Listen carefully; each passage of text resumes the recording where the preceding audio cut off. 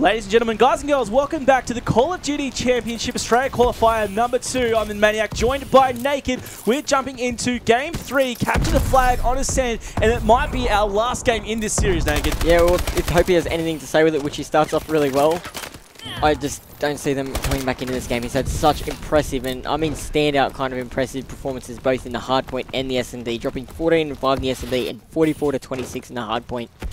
I don't see him doing any different. I'm hoping he drops like 30 and 12 or something in this game. Yo, I've been really feeling it. We opened up with Hopey because I knew he was going to be getting that first blood, and indeed he did. Jumping back over to Benno now, though, as he's making a huge play with this flag, and he's going to be running straight down the mid-street. Don't know how I really feel about that, though, as he was shut down there by Nimble, who picked up the big two-piece. I'm over with Carry as he just took down Hopey off the spawn. And this first minute has been very aggressive by both sides. Dino also just picking up the big kill there. Benno following it up with the kill of his own on Nimble. Dino just having a quick look into the tunnels. There is actually a player in there, and a vicious gunfight goes down between Kui and Foshi. Hopey picking up a kill as well as Flares. Dean still just making a move up this mid-street, able to clean up Flares, looking towards this right side of the map, towards the middle here, and he was followed up with another kill on Foshi. He has got a bit of colour there, looking a bit sick, and as he goes down from Nimble, we're going to jump over to Kui from this Avant Garde squad, and he's playing a little bit of defense down towards the container side of the map where his flag is situated. He knows there's been a big push. As you can see from the mini-map, there was quite a few of these blue players from Citadel making a push, and indeed, they did get a hold of the flag there for a second. Yeah, well, I'd like to highlight, basically, we've talked so much about Hopey, but Citadel, especially Carry and Nimble, have been putting up some big numbers both games. Not to mention that now they're playing for their tournament life and their CoD champs. Their campaign might come to an end after this map, so they're going to have to go huge, and Nimble's on 7 and 3 at the moment already, so 8 and 3, they're on a 3 streak in the flag zone as well, and with the really good shots there, unlucky enough not to get the kill. Basically, they need to play, this is a one and done tournament. Once they're knocked out, there is no more for them. Yeah, Nimble just got 2 lots of heavy tags there and still unfortunately didn't get the kill. Look at that, Carry getting turned on by Benno. That was a huge play by him, and Benno is still making a mad dash down the right side of the map here, past the elevator. He's making a move right towards the flag, and he needs to watch those players coming down those stairs. He did spot one, but not before he gets the cap in. Nice work there, and he's going to be turning around to take down Flares as well. There were a couple of players around there, stomping going on, as well as 3 players of Citadel were taken down. Nimble, big two-piece before he gets shut down by Hopey, and Hopey really needed to clutch that kill. That was a very important kill, otherwise they might have walked away with that flag just then. What's very interesting right now is Avant are actually leading, and Hopey isn't carrying at the moment. He's on 5 and 9, so we thought that if Hopey was struggling, they would be struggling, but they're still in the lead. I think Benno's played pretty well this game, especially that other flag run he just did before. He didn't overrun it, he didn't just run out, he waited for his team to come, and he managed to jump it in at the right time. I think even if he waited more, it would have been worse because he had a few more people coming off respawn basically, so he played it pretty much perfectly.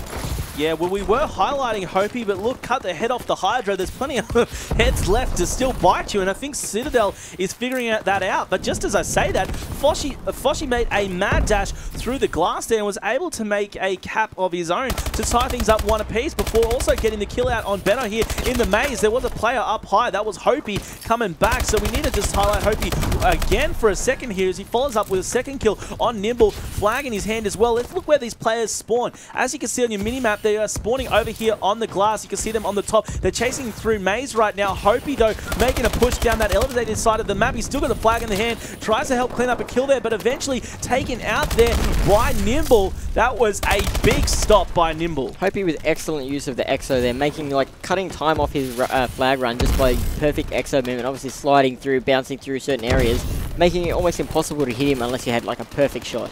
He definitely slid into the DMs there, but we're going to be checking out Kui now, getting those long-range tags out. Not going to finish it up, though. Hopey and Dean, as well as Benno, all getting kills on the Citadel squad. Kui here playing defense. Let's go check who's doing the attack. That's going to be Hopey. Who else would it be? He's going 10 for 12 now. He needs to fix up this negative KD. It just doesn't smell of Hopey right now. He's going to be doing something about that. Pushing up into the Citadel base. Heavy tags out. Picks up 1 kill. Tries to turn and get the other, but Nimble is going to be shutting that down. But quick revenge there as Benno gets the kill, but Flares is going to shut down that exchange. I think Hopey's given the controller to Mum for this game, and he might grab it back in the second half. Obviously, after his first 2 performances, he thought he maybe needed a break or something. He's obviously toned it down a bit, but I think it's almost turned back to an equal KD at the end of this half after a pretty horrible start for his standard in his last 2 games. Kui must have been feeling a bit hot there as he took down his own teammate Dean. A bit of play at the end. He also got 1 more kill to his name. So we're going to be ending the half with the score 2 points to 1 in favour of Avant. Garde. Citadel need to come back to stay in this game. Yeah, there's possibly only 5 minutes left in their CoD Champs campaign. They need to pick it up. Foshi has been lacking the last 2 games. He was 0-7 the game before in the S&D, which is definitely not going to help their cause, and now 4-14. He needs to pick it up for his team. It really should be emphasised, guys, that this is a single elimination tournament. It is Australia qualifier number 2. If Citadel Gaming can't come back, they're eliminated from this tournament, and that goes their CoD Champs hopes for a whole nother year. Yeah, that's a very, very long time. Obviously, being a player, you go to, and I've qualified before. I couldn't imagine not qualifying and the feeling you got to wait for a year. So it's very, very hard to not make this event when it is the event you wait for all year. You wait for this event. There's nothing anywhere in the world like this event. Yeah, that's right. I'm just looking at a big flank right here from Foshi. He was able to get the heavy tags out. I think that's Hopi who's coming back to look at him though, but it was indeed, and Hopi is going to finish up the kill there. We're going to jump over to him. He's full red at the moment, making his way through mid here, and he gets the flank on the player Flares there, who just didn't have the awareness. Foshi was able to come back and shut him down. A bit of revenge for that kill before. Heavy tags out by Benno, who's now got the flag here at the container. He was trying to make a move towards the tunnel, quickly shut down by Nimble, going 17 for 15, going pretty big for this Citadel squad. In return, we've got Benno going 17-13. He hasn't been playing his best Call of Duty, but it looks like he's coming a little bit back, coming back a little in this CTF match. Yeah, he's had some mean shots in this one, especially that first flag run when I pretty much highlighted how well he ran that flag, and just the great positioning and teamwork. Obviously, Hopi, Benno, and Kui teamed previously for last year's CoD Champs. I'm pretty sure I'm correct with that. Yep. And they've obviously got the great chemistry and great comms, and Hopi and Benno, both great Halo players, and I'm going to have to say this, Halo requires a very immense amount of teamwork, and I'm sure, Josh, you know more about that than me. And if you're not on point in your games, you won't win. It's such a teamwork-based game, so I'm sure it's built into Benno's brain to be a team player. Totally agree. Teamwork based on both, and especially you did point out Benno would have a lot of that from his Halo days, given obviously it's a little bit slower. Excuse me, a little bit of a slower game when it comes to the slaying at least, and it's really showing through for him. But I just wanted to point out during that exchange there, we actually saw the Citadel squad able to cap a flag. It was a nice cap by Carry, I do believe it was. And what we saw there is that once they got the flag, the rest of the team actually stayed behind to watch for where the spawners were and chase them down out of glass, and it was a really nice play. Speaking of nice plays here, look how clear this run was here for Benno. He had a few players there just coming off the spawn to back him up as well. There's a bit of a mean exchange here as Flares did get the 2-piece before Benno shut it down, jumping over with Nimble, who once again has been going huge for his team, dropping the big 20 bomb. The only other player to do so is Hopi. The only difference is Nimble is going positive. He's on a 3-point streak, or at least he was, until he was shut down by Benno. Flares still has the flag in hand, but he's only halfway across the map. That is a big kill. It really was, because that was the player who was in his track. Let's jump over to the middle. I was going to be jumping over for Kui because he was in the man in position to stop this. Let's quickly jump over now to Benno, who is the man in position to stop it, and he does. And now look at this. They've got a counter cap in position. Benno picked up the 2-piece. He's going to try and follow it up with a 3rd, but instead, Foshi for the Citadel squad is going to get a 2-piece of his own. We're with Flares now. Foshi was taken out. I want to watch Nimble here as he just abandoned the reload and able to pick up the big kill there on Avant-Garde's team. Pops out for a 2-piece on Hopi as well.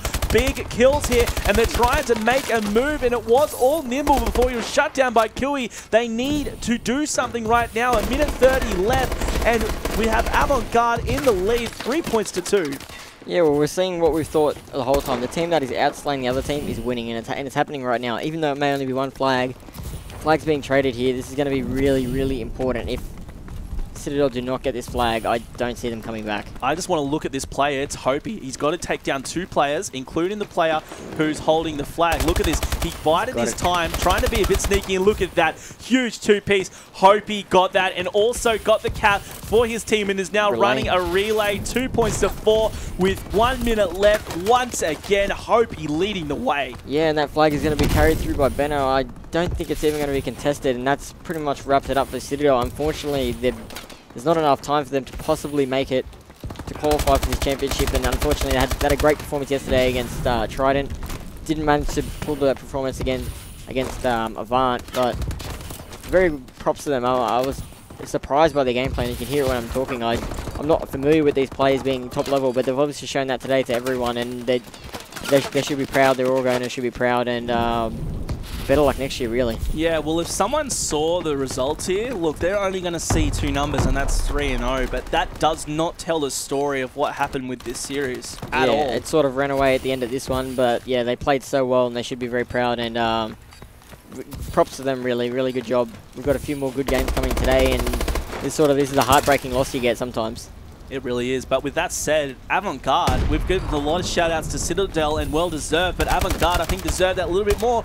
They are coming out of this series with a 3-0 victory, cleaning things up there right at the end with that Ascend CTF game, playing better on the day, carrying the momentum through, so that is 2 3-0 victories to Avant-Garde. So I guarantee they are going in with a lot of positivity going into what will be the semi-final. Their next series will dictate if they go through to the Asia Pacific Regional Final. Yeah, well, it's possibly up against Envy, I think we're thinking that they're going to go up against. I think so. We'll have to check. The favourable team, we'll have to find out some serious score updates. We did have an update on EZ and Integral Nation, who were vanquished yesterday. We saw the first game of Integral up against Endzone. It did go to Integral. They won that. They won that game, and then they also won their second S&D game 6-3 against Endzone. So we're currently seeing Integral, the hashtag Bill Walsh squad, currently up 2-0 against Endzone. That squad that obviously had a lot of controversy yesterday.